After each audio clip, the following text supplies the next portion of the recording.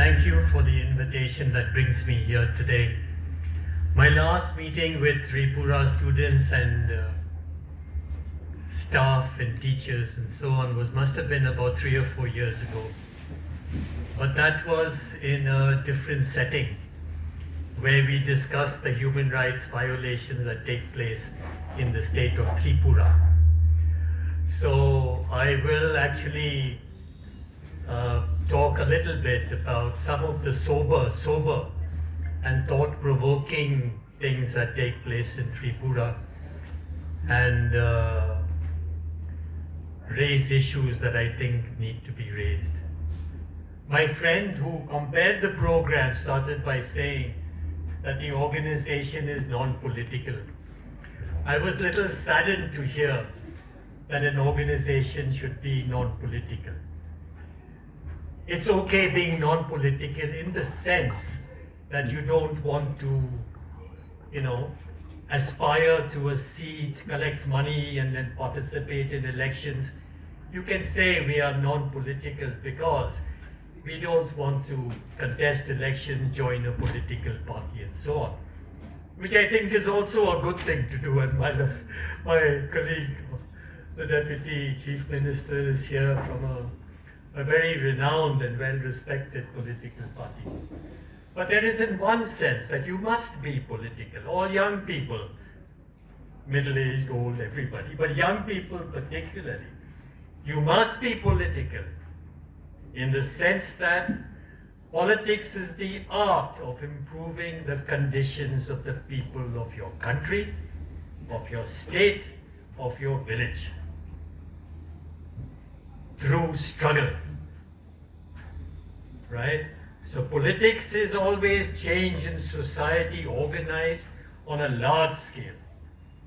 You might do it at the state level, national level, you might do it in your village.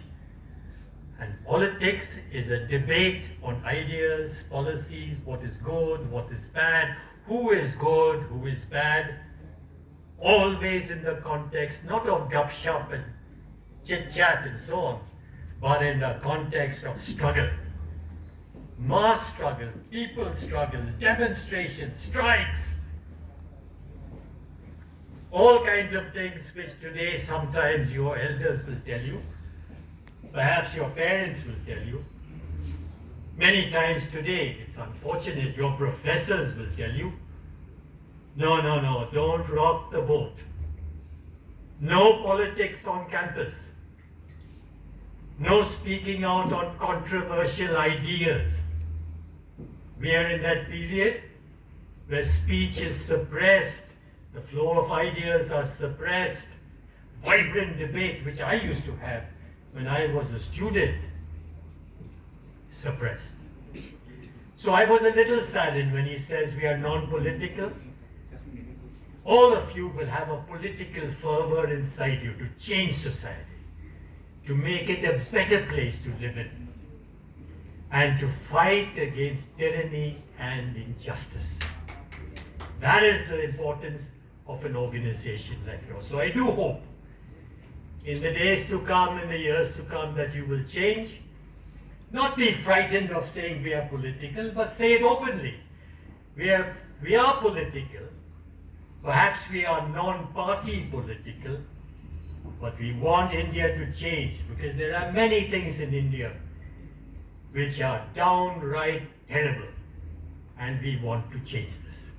Now I want to talk about 10 or 11 points about Tripura. And you will forgive me if I make mistakes, but I take it from my colleagues, my lawyer friends, my activist friends in Tripura. So I hope I'm not misunderstood. And you who come from Tripura will know things better than I do. So forgive me, give me a little bit of leeway if I make a mistake. I want to talk about a burning issue, which is land of the tribals taken away from tribals. And I believe a meeting like this should encourage discussion on issues and not sweep them under the carpet. You know that the tribals, the indigenous people, are the original inhabitants of the land. But at some stage, they were told Where's your document? And tribals don't have document, indigenous people don't have document. Often. And you must know that in international law of indigenous people, an indigenous person is not expected to have a document. You have ownership, you have lived there as of right. How dare should anybody, any Sarkari person or anybody else, a non-tribal, say, where is your document to this land? And your answer is, it's my land, my forefathers, my great-great-great-grandfathers and grandmothers came from this land.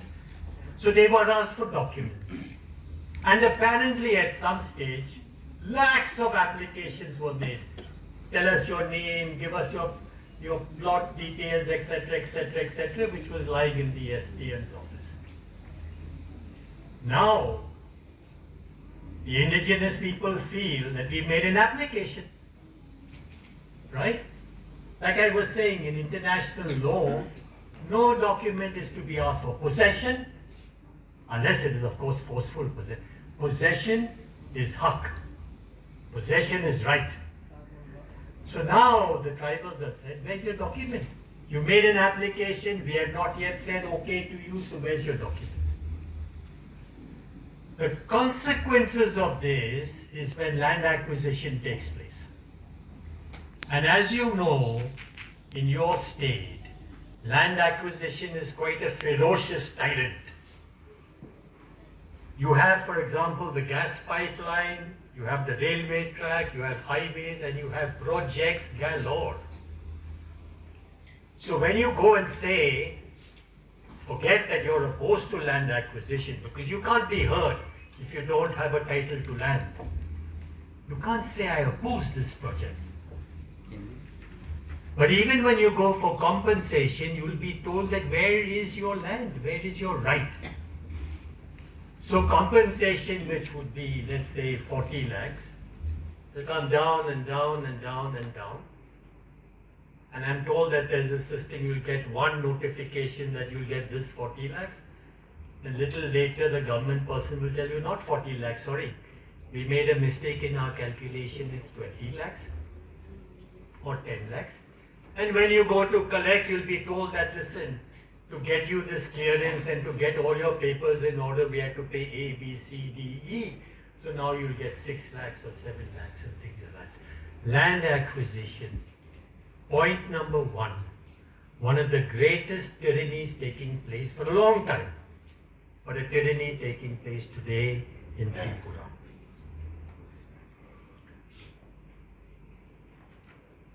Even when houses are demolished, you'll be told that the land on which your house stood, where is your ownership to that land?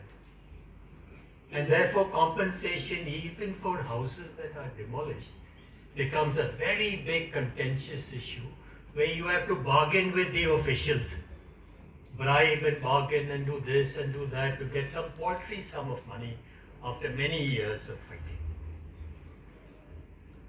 Now I come to the Forest Rights Act. Pattas are given. Lakhs of pattas are given. Okay, under the Forest Rights Act, you have a right to get some land, tell us your plot, etc., etc., etc.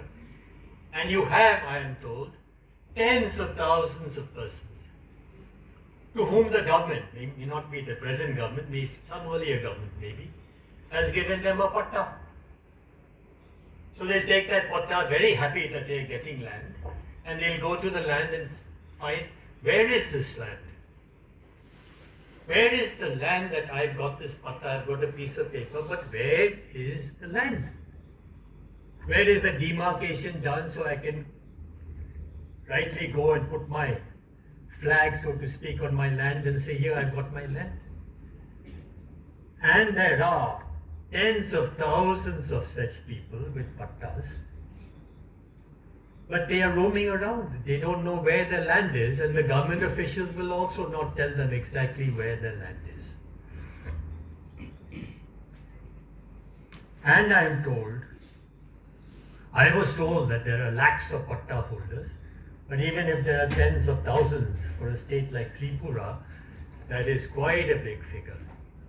And after 2021, I am told, that fresh pattas have not been issued. So the implementation of the Forest Rights Act, and there's a case pending in the Supreme Court on this, and the Tripura government affidavit on the giving and implementation of the act is a very dismal affidavit. It's a powerful act. It was meant to recognize people, indigenous people, who've been on lands for generations and who were always treated as illegal. The officials will come, they'll fine you this, they'll fine you that, they'll punish you like this, they'll punish you like that. Where is your document? So the Forest Rights Act says, you fill up this form, you give us this details of your land, and we'll give you land officially and legally. But where is the state of Tripura implementing the Forest Rights Act? Where is that legal title which an indigenous person is entitled to? I focus particularly on the indigenous persons because I believe that they have a pretty raw deal in the state. Not just now, maybe for the last 10, 15 years. Immigration has been totally uncontrolled. So those who were the masters and mistresses of the state are now in the minority of 29%, I'm told. What can you do? How do you reverse this? How do you get justice for indigenous people, the original inhabitants of the state? How do you do that? It seems almost impossible today to even dream that the indigenous people will get back their position on the land. Education. Controversial. English medium, there's a report I'm told that 70% of the people of the state, indigenous people at least, say that they would like to have their education in mother tongue, English or English. Right? There's a terrible judgment of the Supreme Court, where the Supreme Court said this mother tongue business is not acceptable. Parents will choose exactly in what language their children will be taught. I think that's a very wrong judgment. The BJP government as a center has been making some noises about, positive noises, about mother tongue. It is the most important thing in education that you don't scramble the young student's brain by aspiring to this Western-oriented English education. You will get it. You can't avoid English. You will get it at some time, some place you will learn it. But you must learn your mother tongue. And if you get a chance in school to study and speak and work in mother tongue, and you learn English or French or German or Sanskrit or anything else, what a versatile human being you will be. What a versatile child you will be. So mother tongue is a very, very important issue. I am told, and I think on this I will be pretty certain when I say this, the rural schools are in terrible shape. Awful shape. First of all, whether you will get teachers to teach, whether you will get teachers who will attend the school, whether you will get those teachers to teach you in mother tongue or in some other language, whether you will have toilets for the girls to go to, forget the boys, toilets, clean toilets for the girls to go to. So I'm told in the rural Tripura, it's a terrible state of affairs. And it's sad because our country is a rich country. You should see our politicians abroad when they go and they speak that we are. Earlier they used to say we are a Asian tiger. When the growth rate was 4%, 5%, today they say growth rate is 7%. So you can easily say, India can easily say, our Prime Minister can proudly say that we are a world economic tiger. But we also have something like 60% of our population, 600, 700 million people below a poverty line of $5 a day. Unheard of internationally. I'm speaking globally now because we are supposed to be a global power. How can we have 7% growth rate and poverty with 700 million people in hunger and deprivation and anemia, and women being anemic and weak, children being stunted with shrunken brains? What kind of justice do we have in our country? What is the purpose of talking about 7% GDP when your poverty and hunger and malnutrition, starvation is there for everybody to see? Why should in Tripura your schools not be up to the mark in the rural areas, top of the line schools? Why? We all know the answer. It's not shortage of money. It's not that there's no law, there's the Right to Education Act. It's not that our politicians are not clever. Of course they are clever.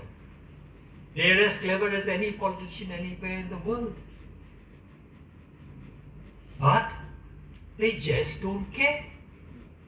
The rich don't care for the poor. The powerful don't care for the weak.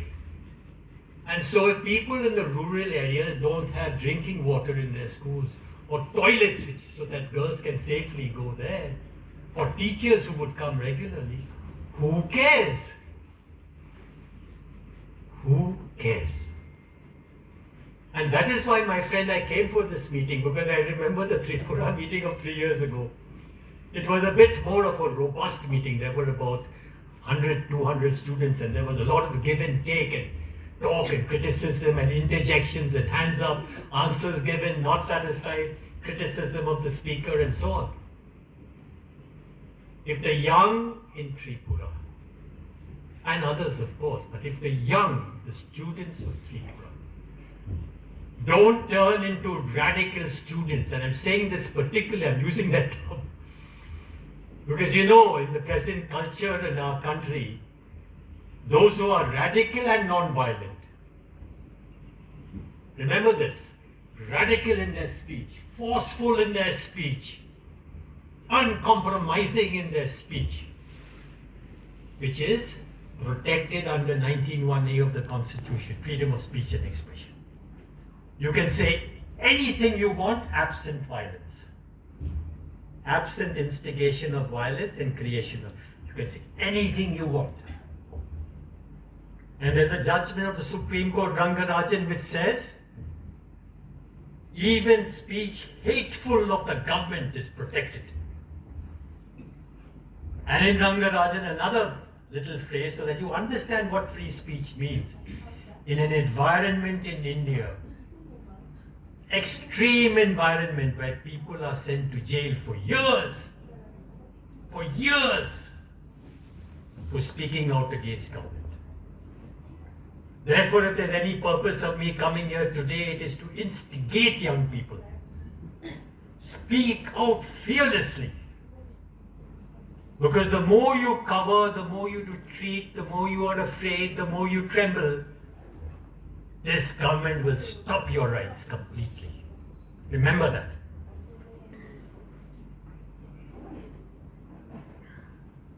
In the urban areas, you can get pretty good schools. So why is it that a government can give you quality education in the cities and rubbish third grade, degenerate kind of situation in the rural areas? So this is one point I flagged.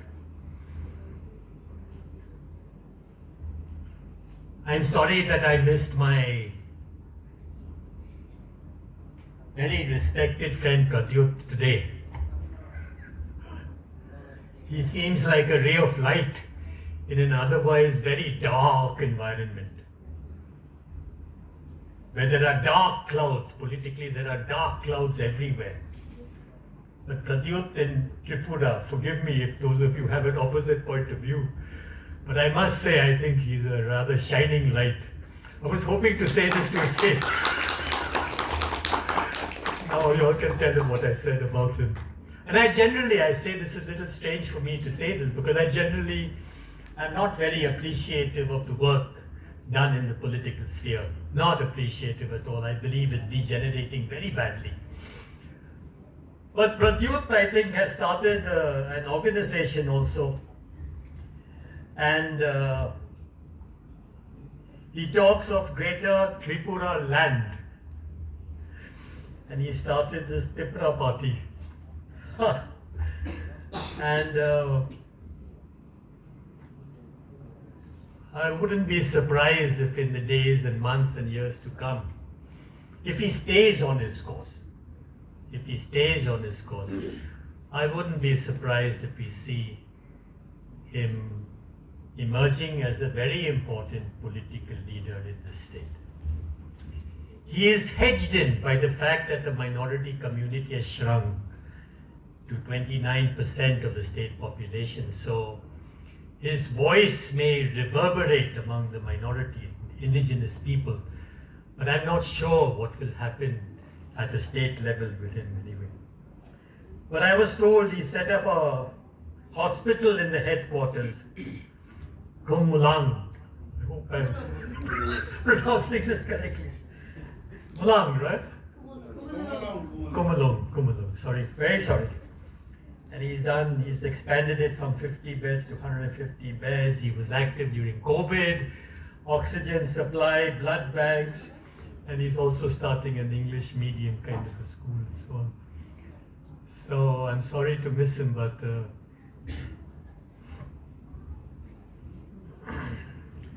and I also heard, and this is connected again with land acquisition, that there's a project, Chaika project, together with Japan, for tribal upliftment and forest conservation and so on. And it is a sign of discrimination against the indigenous people that when they recruited people, the state government recruited, majority of people were not from the indigenous community. And then there was a case in the High Court, there was some positive result in that case, I don't really know. But I suspect that the discrimination, the point I'm trying to make, I may not be very correct on minute particulars, but I think I would be correct on the overall thing, that the discrimination against the minorities continues to, the indigenous minorities continue to this day and is expected to continue. So my dear young students and my young friends, what will you do? What stand will you take? How ferocious will you be? How outspoken will you be? I reacted a little bit to the program being called a show and an event. Neither a show nor an event. I hope my talk changes the complexion of this. It's a serious getting together of young people. It's a serious getting together of young people who want to change their state, who want to change the terrible conditions of our people and the tyranny that they face, the injustice that they face from certain quarters. It's not a show. It's not an event at all. It's a very serious endeavor where, if you take it to its logical conclusion, as a non-violent agitator, you'll probably land up in jail in the present environment. Do you have the courage? Do you have the conviction? Do you have the determination to change the conditions of your people? Do you love your country? People say, I love my country. Wave the flag. But will you really take steps to improve the country of your people when there are so many forces against you to stop you? Do we really love our country? That we are willing to sacrifice, speak up for our country, no matter what. As long as I don't break the law, as long as I don't advocate violence, will you be freedom fighters of a new period? Now fighting against a foe that is much more dangerous than the British government. Now fighting against tyranny that is much more powerful than the British government. Because now we're all brown skins or yellow skins or whatever skins. You can't make out any difference, you know. And we speak the same language and so on and so forth. The health audit in Tripura shows that money from the banks, and this is true of many states. We have a case from Nagaland in the Supreme Court. But there's a health audit in Tripura which says that officials took money out of the bank, the National Rural Health Mission money, and put it into their own accounts.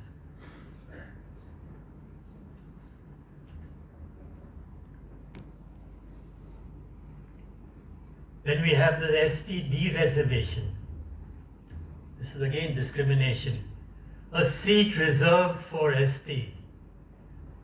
And you'll give some excuse or the other, no, we didn't find somebody good enough.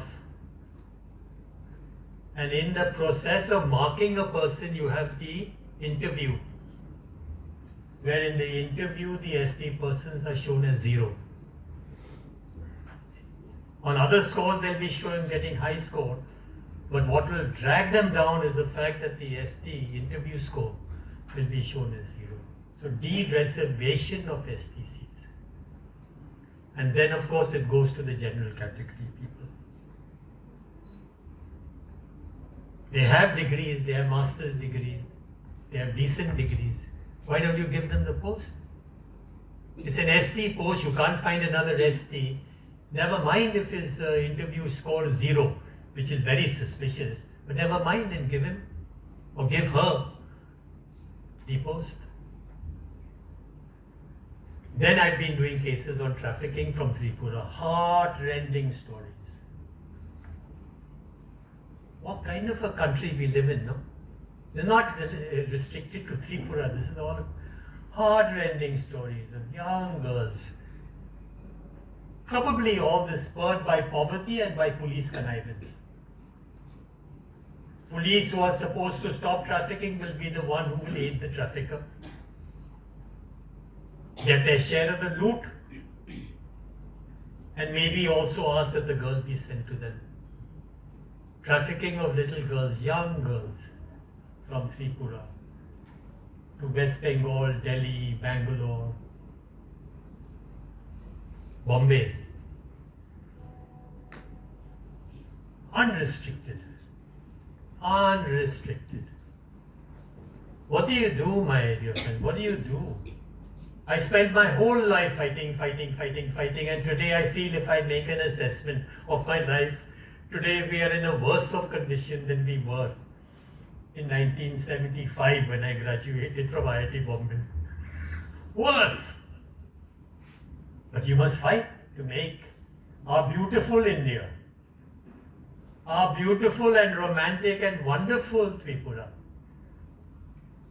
to make it retain the glory that it is capable of. People say we'll turn you into a Switzerland, we'll turn you into a this, into a that. I say forget it, we don't need to be turned into Switzerland. Just the state, Tripura state, rendering justice would turn Tripura into an internationally known place for justice and peace. And finally, drugs, which is a big issue. I've been doing some cases for Manipur, and I think the situation in Tripura will be the same. Heavy influx of drugs. Heavy influx of drugs. Uncontrolled. And uncontrolled, why? Because it cannot be controlled, or it is not intended to be controlled. Because the persons engaging in trafficking in drugs will be the politicians, possibly ministers, and the police. In the Manipur case, it is ministers going in their official cars accompanied by police escorts. Crossing the border, nobody will touch them, everyone will salute you. A drug trafficker carrying in the boot of your car huge quantities of drug and come into Manipur, distribute it. I suspect it's probably the situation in Tripura. I can't say for certain, like I said. I just talk to my friends who know a little bit here and there, so forgive my ignorance on this, but I believe it's a serious problem. And so with this, I end by thanking you once again for calling me here today. I'm sorry I have to leave. There was a conference and we got a little late, I think, in starting, and I have to go there. But I want you in future, when you organize your meetings, please organize it in a robust way on issues that trouble every person in Tripura. I know 90% of us, maybe 80, 70%, have given up. And we'll say, okay, now I got my degree from Delhi University, I get my postgraduate degree, and then I want to go abroad. I want to go here, I want to go abroad. But to those of you who feel you want to stay and fight, and fighting is an activity which is constitutionally protected, I wish you good luck in this journey of the human rights struggle. It is the most glorious, it's the most wonderful thing that a young person with idealism in their hearts can do. Others may forget their idealism and become old very young, become skeptical, become, dispirited. Oh, it can't be done. My father says this, my boyfriend says this, my husband says this. Don't get involved, don't cause trouble, don't rock the boat. My message to you as I go, rock this boat as much as you can. Fiercely fight for human rights. It's not going to be given to you on a platter. If you don't do that, if you don't do it with all your might, the battle against human rights is lost. I believe it can be won. I believe in this country, given the situation in this country, of women, children, slum dwellers, juggy dwellers, disabled people, acid attack victims, workers, indigenous people. 80% of this country is suffering terribly like they have never suffered before. We have to rise up in a second freedom struggle. Second freedom struggle to rid this country of injustice and tyranny. Thank you very much.